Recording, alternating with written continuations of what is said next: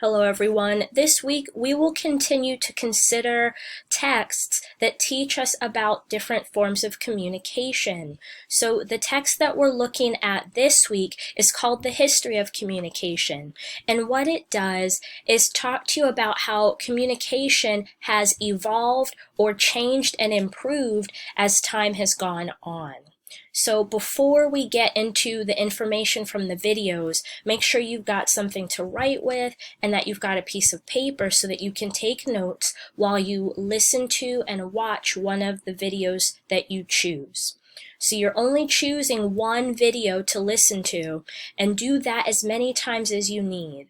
While you're listening to the video, be sure to take notes, because when you're finished, you're going to share 3 things you learned in your discussion post response.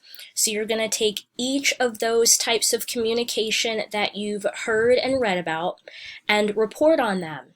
So here are some sentence starters that you can use to guide you when it's time to respond. Let's say that you chose video number 1. That's got the printing press, the radio, and the internet. So you may want to say for your first fact, I found it interesting that the printing press, and then you fill in the blank with something you found interesting. Your second fact, if you watch the first video, would be about the radio. So you could start off by saying, I learned that radio, and then you can fill in that blank with something you learned. Your third fact is going to be about the internet, no matter which video you watched. So you may want to start off by saying, like in number 3, you might find it interesting to know, and then you're filling in the blank about the internet. If you watched video number 2, you're going to be talking about the telegraph, the television, and the internet.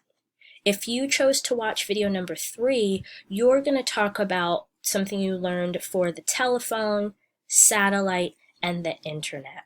So what you're doing is choosing one video, just one, and then you're going to give 3 facts that you learned about each of those types of communication.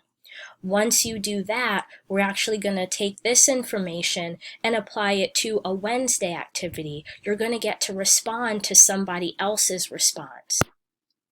But for right now, all you need is your paper, your writing tool, and the one video that you choose to take notes on so that you can respond to the prompts that are numbered 1, 2, and 3 in this video.